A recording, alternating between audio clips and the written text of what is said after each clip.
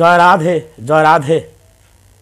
তো আজকে যে সম্পর্কে আজকে আলোচনা করা হবে তা গৃহস্থ থেকেই ভগবান শ্রী চৈতন্য মহাপ্রভুকে পাওয়া যায়। একটি পরিবারে সুখ, শান্তি বা আনন্দ যতটুকু ততটুকু পরিবারের সদস্যদের মধ্যে সম্পর্কটা যতটা ভালো, পরিবারের সদস্যদের মধ্যে সম্পর্কটা ততটা গাঢ়, পরিবারে সুখ ঠিকই ততটাই। যেই পরিবারের সম্পর্ক ভালো নাই সেখানে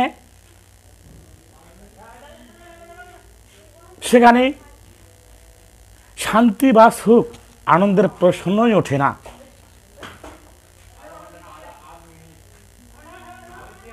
ঠিক সেই রকম ভগবানের সাথে আমাদের সম্পর্কটা কতটা গভীর তার উপরে নির্ভর করে যে এই জড় জগতের আধ্যাত্মিক, আদি দৈবিক, আদি ভৌতিক সেকলেস। এই জড়জগৎ ভগবান তো সৃষ্টি করেছেন, আমাদেরকে এই উপলব্ধি করবার জন্য যে এই জড়জগৎ আমাদের নিত্য আলয় বা আমাদের বাড়ি নয়, আমাদের প্রকৃত আলয় হচ্ছে ভগবত ধাম। আমরা বাংলার বাসিন্দা, আমরা ভগবানের সঙ্গে জড়িত থাকতে অভ্যস্ত, আমরা ভগবানকে ভালোবাসতে অভ্যস্ত। আমরা দুঃখ পেতে চাই না, আমরা মানসিকভাবে বিভস্ত। আমাদের জীবন এখন হতাশাগ্রস্ত, কারণ ভগবানের সঙ্গে আমাদের সম্পর্কটা ধেওলা। যেহেতু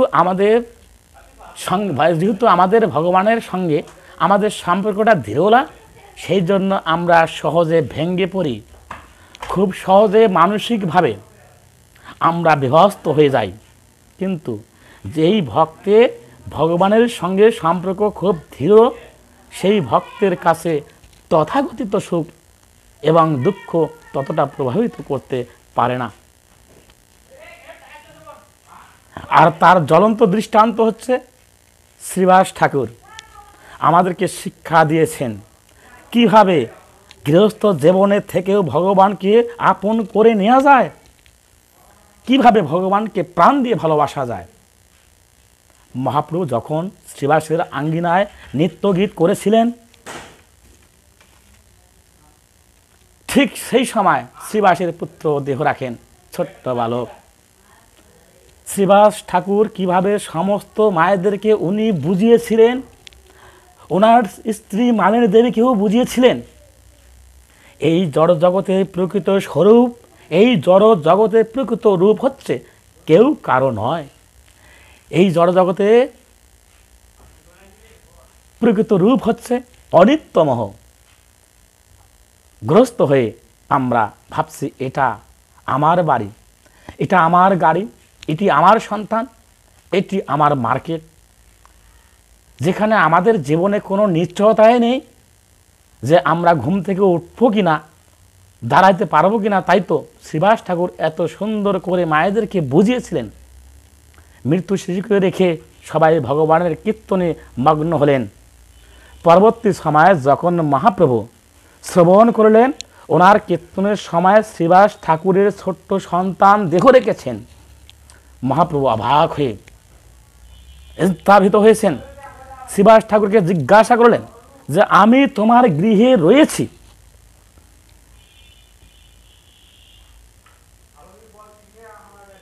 তোমার সন্তান দেহ রাখলেন, আর তুমি একবারও আমাকে বললে না যে তোমার সন্তান দেহ রেখেছেন। শ্রীবাস ঠাকুর প্রশ্নের উত্তর দিলেন,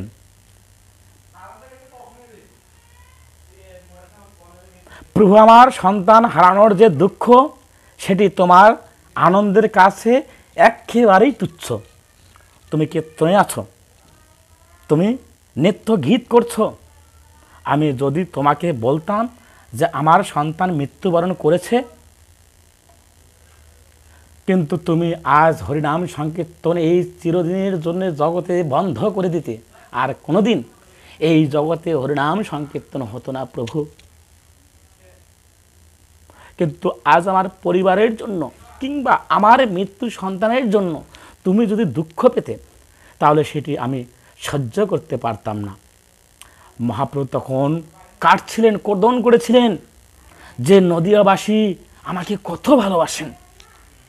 অতুল্য শ্রীবাস ঠাকুরকে আনন্দ প্রদান করবার জন্য, আমাদের মতো বদ্ধ জীবকে দিবার জন্য মহাপ্রভু আদেশ দিলেন, যাও শ্রীবাস, তোমার ওই মৃত্যু সন্তানকে আমার সামনে নিয়ে আসো।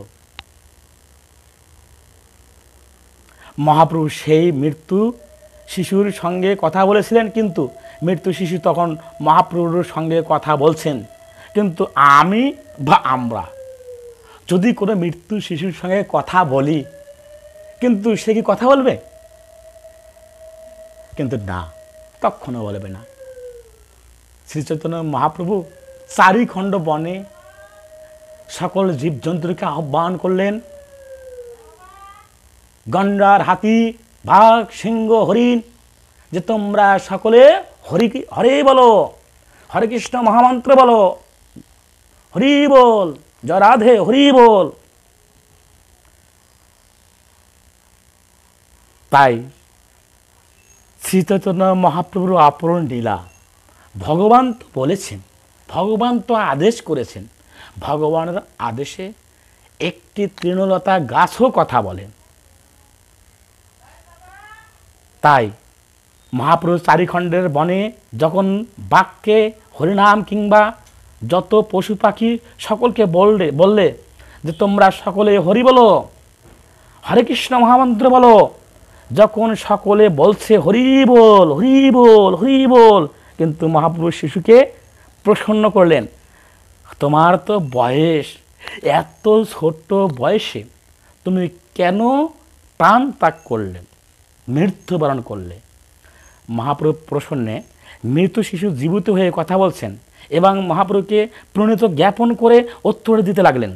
শিশু বলে, এতে যতক দেবস নিরবদ্ধ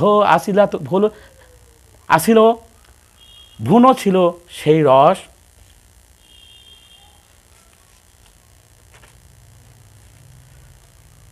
চৈতন্য ভাগবত বৃন্দাবন দাস ঠাকুর বর্ণনা করছেন, নিবন্ধন ঘুষিল আর বহিতে রহিতে না পারি, এবে চলিলা অন্য নিরবন্ধিত পুরী। প্রভু যতদিন আমার সঙ্গে শরীরে থাকবার কথা ততদিন আমি ছিলাম। প্রভু এ দেহেতে যতদিন আমার থাকবার কথা ততদিন আমি ছিলাম।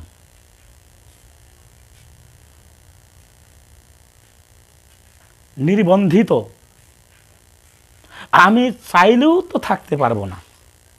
যখন আমাদের দেহত্যাগ করবার সময় হবে, তখন ডাক্তার, কবিরাজ, হেকিম যত চেষ্টাই করুক না কেন, আমাদেরকে আটকে রাখতে পারবে না। তাছাড়া প্রভু এই জগতে কেবাকার বাবা, কেবাকার পুত্র, আর কেবাকার নন্দন প্রভু, কেবাকার সন্তান। আপনারা কর্ম করবার ভঞ্জন, এতে কি নিজে নিজ কর্ম শুধু সম্পাদন করছেন। আমার পুত্র, আমার মা, আমার বাবা, এটি আমার মার্কেট। আমরা আমাদের কর্ম সম্পাদন করছি কেবলমাত্র যতদিন ভাগ্য ছিল পণ্ডিতের ঘরে। হে প্রভু, আমার অত্যন্ত সৌভাগ্য হয়েছিল মহাভাগবত শ্রীবাস ঠাকুরের সন্তান রূপে জন্ম করবার জন্য। এই জগতে প্রকৃত সর্বনাশ তখনই হয় যখন আমরা শ্রীকৃষ্ণকে ভুলে যাই। তাই বলছেন, শ্রীকৃষ্ণ ভুলে যেই জীব অনাদি বাহিরে মুখ, অতএব মায়া তাকে দেয় সংসার আদি দুঃখ। কবু স্বর্গে উঠায়, কবু নরকে ডুবায়, দন্তজনে রাজা যেন নদীতে চুভায়। প্রভু এইবার প্রথম নয় আমার জন্ম। যখন আমার জন্ম হয়ে যায়, বহুবার আমি জন্মগ্রহণ করেছি প্রভু, বহুবার আমি মৃত্যুবরণ করেছি প্রভু। বহুবার আমি মৃত্যুবরণ করেছি, যথায় পাঠাও তুমি তথায় যাইব আমি। আমি কার কেবা পুত্র প্রতি জ্বরে, সম্বন্ধ সপ তাহা নইছে শর্ত লব তুমি।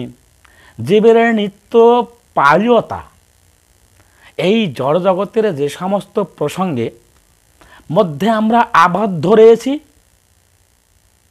ডুবে রয়েছি, তা তো অনিত্য এবং অনিত্য সম্পদ। প্রত্যেকটি বার আমি যখন জন্মগ্রহণ করেছি, অনেক কষ্ট, অনেক দুঃখ গ্রহণ করেছি। আমরা আপনারা জানেন, জন্মগ্রহণ করা আরামদায়ক না, জন্মগ্রহণ করা ভালো না। তাই যখনই শিশু জন্মগ্রহণ করবার পরে যখন কাঁদে, তখনই বাড়ির সকলেই ভাবে এইবার ঠিক আছে রয়েছে। আর শিশু যখন জন্মগ্রহণ করবার পরে না কাঁদে, ক্রন্দন না করে, তখন গৃহের সকলে অবাক হয়ে যায় যে কি অবস্থা হয়েছে, এই শিশু কেমন হবে। তাই যখন ক্রন্দন করে, তখন সবাই আনন্দে মত্ত হয়ে যায় যে এইবার সব ঠিক রয়েছে।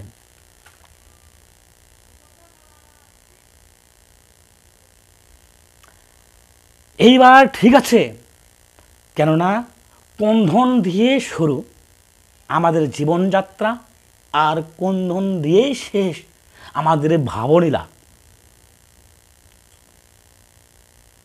তাই ক্রন্দন দিয়ে শেষ জানি না যাত্রা। আপনারা দেখেছেন, জন্মগ্রহণ করবার সঙ্গে সঙ্গে শিশু হাসে না। একটি শিশু যখন জন্মগ্রহণ করে তখন কি হাসে? হাসে না, তখন শুধু কাঁদে। সেই জগতে কান্না করাটা, সেই জন্য জগতে কান্না করাটা এটা স্বাভাবিক। কোথাও আসি আমরা, কিন্তু এখানে শ্রীবাস ঠাকুরের সন্তান বলছেন, সকল বারে মরণকালে অনেক দুঃখ পাই, জন্ম যখন আরামদায়ক না, মৃত্যু ভালো না, আরও বেশি কষ্টকর। কারণ মৃত্যুর পূর্বে এ দেহেতে আমরা দীর্ঘ অনেক দিন রয়েছি। তাই এই দেহের মধ্যে আমাদের মায়া মোহ, তাই মৃত্যু করবার পূর্বে এই দেহ নিয়েছি, কাল ছিলাম, সেই জন্য দেহের প্রতি আমার অনেক আসক্তি রয়েছে, সংসারে মোহ লালসা রয়েছে। সেই সন্তানকে আমি লালন পালন করেছি, আজ তা আমার কাছ থেকে ছিনিয়ে নেওয়া হচ্ছে। এই যন্ত্রণা কি? যখন 10,000 কাঁকড়া একসঙ্গে একজন ব্যক্তিকে কামড় দেবে, সেই কামড়ের যন্ত্রণার চেয়েও অধিক মৃত্যু যন্ত্রণা কষ্টকর হয়ে, সেই রকম মৃত্যুর সময় কাঁকড়া কামড়ানোর কষ্ট হয়ে থাকে, আরও বহু কষ্ট উপলব্ধি করতে হয়। শ্রীবাস ঠাকুরের সন্তান বলেছেন, সকল বারে মরণকালে অনেক দুঃখ বা কষ্ট পাই, কিন্তু এইবার প্রভু তোমায় দর্শন করে, তোমার মুখশ্রেত নীলা অমৃত নীলা হরিনাম সংকীর্তন শ্রবণ করে এইবার মৃত্যু হয়েছে প্রভু। আমার কোনো দুঃখ নাই, আমার কোনো জ্বালা নাই, আমার কোনো হতাশাগ্রস্ত হয়নি। যদি আমাকে জন্মগ্রহণ করতে হয় আবার কর্মফল অনুযায়ী, তাতেও আমার দুঃখ নেই, কিন্তু আমি ভক্ত গৃহে যেন কুকুর হয়ে জন্মগ্রহণ করি প্রভু। আমাকে কখনো তোমার চরণ ছাড়া করো না প্রভু, আমি যেন তোমার চরণের দাস হতে পারি। এই বলে মহাপ্রভু থেকে আশীর্বাদ নিয়ে সকল ভক্তদের কাছে প্রণতি জ্ঞাপন করে আবার সেই শ্রীবাসের পুত্র আবার নাফরার দেশে চলে গেলেন, মৃত্যুবরণ করলেন। দেব্যাং লোকাং স্বগচ্ছাতু। আমরা সবাই ভালোভাবে বাঁচতে চাই, আমরা সংগ্রাম করছি, কারণ আমরা অনিত্য সুখ গচ্ছিত আমাদের মাঝে আবির্ভূত হলেন। প্রত্যেককে আমাকে নিয়ে শ্রীকৃষ্ণ চৈতন্য মহাপ্রভু যেবে করে কর দয়া সর্বপাশত্য শ্রী উত্তম ধাম সহ অবতারিত শ্রী নিত্যানন্দ। কেননা সেই কারণে শ্রী চৈতন্য মহাপ্রভু আমাদেরকে বুঝবার জন্য, আমাদেরকে তরিবার জন্য উনি অবতার গ্রহণ করলেন। তাই সকলকে শ্রী নিত্যানন্দ প্রভু আহ্বান করেন, এসো হে কলির জীব ছাড়ি খুঁটি নাঠি, নির্মল গৌর বাত্রা প্রেম লহ পরিপাঠি। আমরা খুঁটিনাটি নিয়ে ব্যস্ত হয়ে পড়েছি, অন্ধ হয়ে গেছি, আমরা ভগবানকে কর্ম করতে ভুলে গেছি। শ্রীবাস ঠাকুর এসো স্থাপিত হয়েছেন মহাপ্রভুর করুণা দেখে, কিভাবে মহাপ্রভু ওনার মৃত্যু শিশুকে জীবিত করলেন আমাদের মাঝে। এটি হচ্ছে একটি মাত্র লীলা। শ্রীবাসের পরিবার মহাপ্রভুর দুচরণ ধরে গড়ায় গড়িয়ে যেতে লাগলেন। পিতা মাতা পুত্র প্রভু তোমার চরণে যেন প্রেম ভক্তি রয়, আমি আর কিছু চাই না। মহাপ্রভু বলছেন, শ্রীবাস একটি সন্তান তুমি আজ হারিয়েছো, আজ তুমি দুটি সন্তান পেয়েছো, আমি এবং নিতাই তোমার সন্তান। শ্রীবাস মন্দিরে কিভাবে উঠিল যারি বর্ণনা, তাহারে বর্ণনা হয় ভাবযুদ্ধ শনে। আনন্দ কুন্দন ওঠে কৃষ্ণ প্রেমময়। শ্রীবাস আঙ্গিনায় কন্দন উঠেছিল আনন্দের। কন্দন উঠেছিল, সেটা কি ভাবে বর্ণনা করব। চার ভাই পরিপ্রভুর চরণে প্রেম গদগদ, স্বরে কাঁদিয়া কাঁদিয়া কাকুতি করিয়া বলে, ওহে প্রাণেশ্বর এহন বিপদ প্রতি ক্ষণে যেন হয় আমার। কিন্তু আমরা কি বলি, হে প্রভু আমাদের সকল বিপদ থেকে তুমি রক্ষা করো। আমরা হরিবাসরে যাই, যে প্রণামী বক্সে 10টি টাকা দান করে বলি, প্রভু আমার সন্তানটা যেন পরীক্ষায় পাশ করে, আমার সন্তানটা যেন একটা সরকারি চাকরি পায়। তার মানে আমরা ভগবানকে নিয়ে ব্যবসা শুরু করছি না। ভগবানকে নিয়ে ব্যবসা করা যাবে না। কেননা একটি ছাত্র যখন 1 বছর লেখাপড়া না করে পরীক্ষার আগে শুধু বই 2-4 দিন পরে পরীক্ষাতে পাশ করতে চায়, সেটি ওই ছাত্রটির ভুল। তথাপি ভগবত ধামে পৌঁছিতে গেলে আমার গৌর হরিকে সদা সর্বদা মনে রাখতে হবে এবং গৌর হরিকে হৃদয় অঙ্গনের মধ্যে আটকে রাখতে হবে। কেননা গৌর হরিকে পেতে গেলে সদা সর্বদা ডাকতে হবে। ধর্ম করবার কোনো বয়স নাই। অনেকে ভাবে যে আমার এখন বয়স হয়নি, আমার এখন সময় হয়েছে, আমার ছেলেটা পরীক্ষা পাশ করুক, আমার ছেলেটা একটু চাকরি করুক। তো এভাবে করা যাবে না। কেউ কি নিশ্চয়তা দিতে পারে এই জীবনের কখন এ জীবনের এ দেহের মায়া ছেড়ে চলে যাবে? কিন্তু পারবে না। তাই মৃত্যু, জন্ম যখন হয়েছে মৃত্যু অবধারিত। কখন মৃত্যু হবে এ শক্তি কাউরে দেওয়া হয়নি, একমাত্র শ্রী চৈতন্য মহাপ্রভুই জানেন। ওনার যখন সময় হয়ে যাবে তখনই উনি নিয়ে যাবে। কেননা এই দেহখানা একটি জামা স্বরূপ। যখন একটি জামা পুরাতন হয়ে যায়, জীর্ণ হয়ে যায়, তখনই আমরা ওই জামাটি ছুঁড়ে ফেলে দিই। তদাপিও এই দেহখানা যখন আমাদের জীর্ণ হয়ে যাবে, অতি পুরাতন হয়ে যাবে, তখন এই দেহের মায়া ছেড়ে আমাদের সকলকে যেতে হবে। কিন্তু কর্ম অনুযায়ী তাদের ফল হবে, যেমন কর্ম তেমন ফল। তো এই মর্মে আমি বিশেষ কিছু বলতে চাই না।